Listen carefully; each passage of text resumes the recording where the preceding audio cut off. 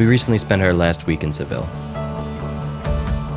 I did a lot of walking the streets, enjoying my final days there, catching the first signs of spring. The light's been changing, the days are getting longer, the trees are getting their leaves and blooming, and I have a few thoughts I want to share on leaving, about documenting the process, and what the last days feel like once a place has become familiar and you have to move on to the next chapter.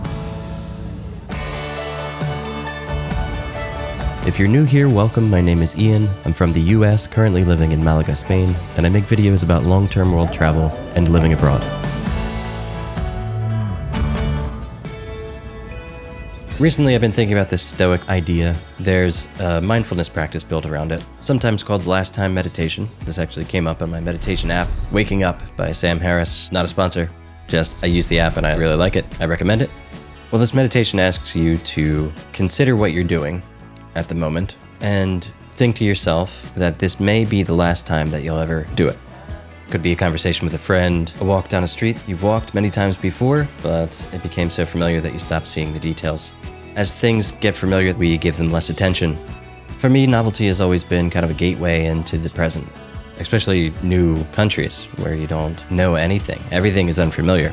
New places kind of force you to pay attention because you really don't have a choice. So you don't have any preset patterns or ways of filtering out familiar things in your environment. You have to take it all in at once. Leaving a place does something similar, but from the opposite direction. Familiar streets can take on a little bit more significance. You notice again what you stop noticing when you think that maybe this could be the last time that I ever do this. It could be the last time at that time of year that I'll ever be there. It could be the last time that I'm in those particular alleyways, walking down them as I would walk them often, nearly every day.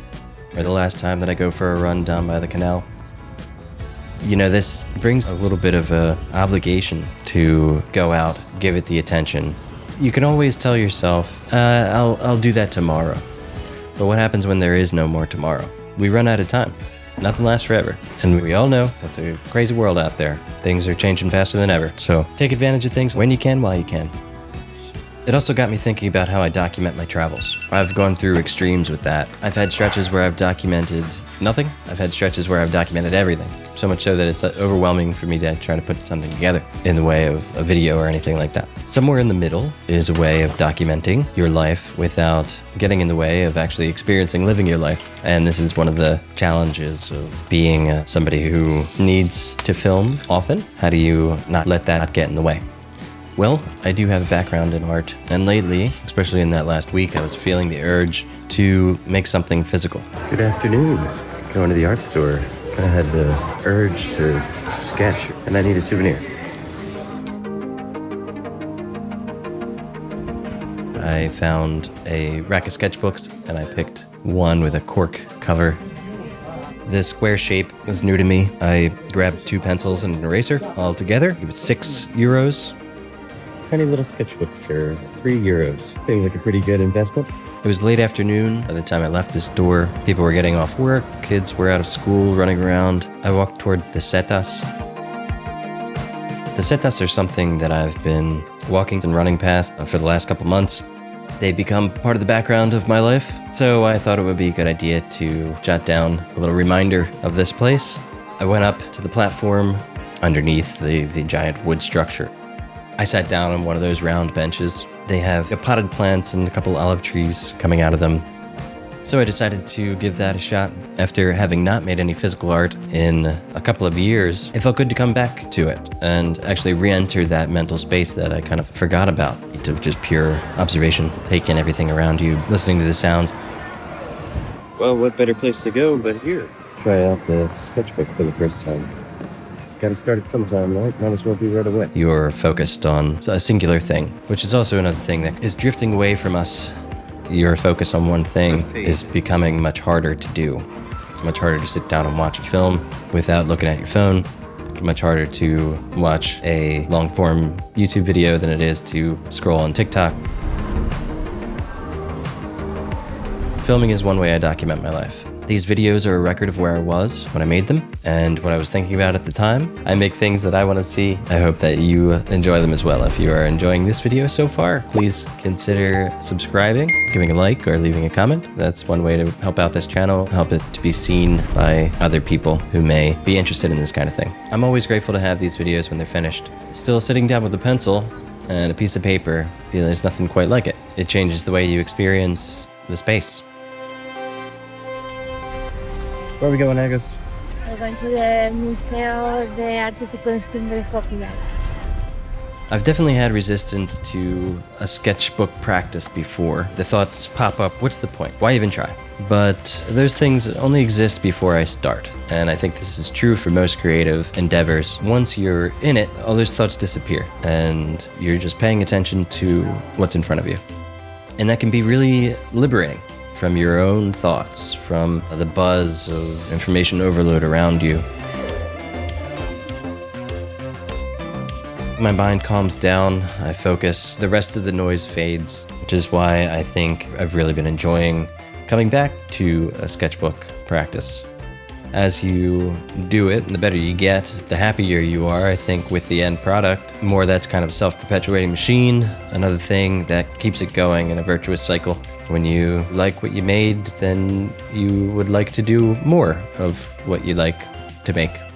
Well, that's another goal here in the pursuit of a life well lived, is to fill your life with virtuous cycles. It takes effort and it's a slow process. If it was quick and easy, it might not take you to that deeper place where it becomes more meaningful. It's not for everyone, but I think that most people could benefit from some kind of physical documentation of their life, of their thoughts, what they've done that day. Go for a quick coffee in the afternoon.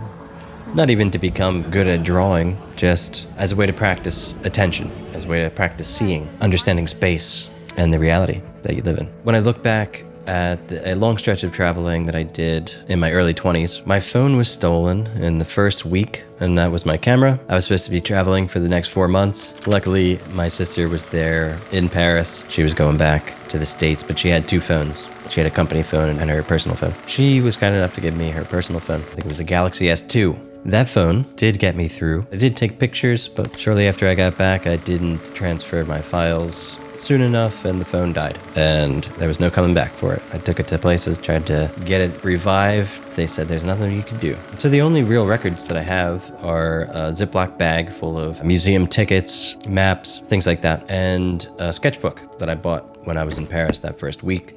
I do have a few drawings that I did in that sketchbook. And the interesting thing is that I do remember clearer those moments when I made those sketches. I think that that was a lesson for me, that there's something to this. Actually physically putting pencil to paper, writing down your thoughts, writing down what you did that day, because you're not going to remember. That's the thing. Like now, even it's 12 years later, the memories are very unreliable. What is reliable is to write down what you did shortly after you did it, when your memory is fresh. And then you can go back and you can look at it and have a better idea of the reality of your life.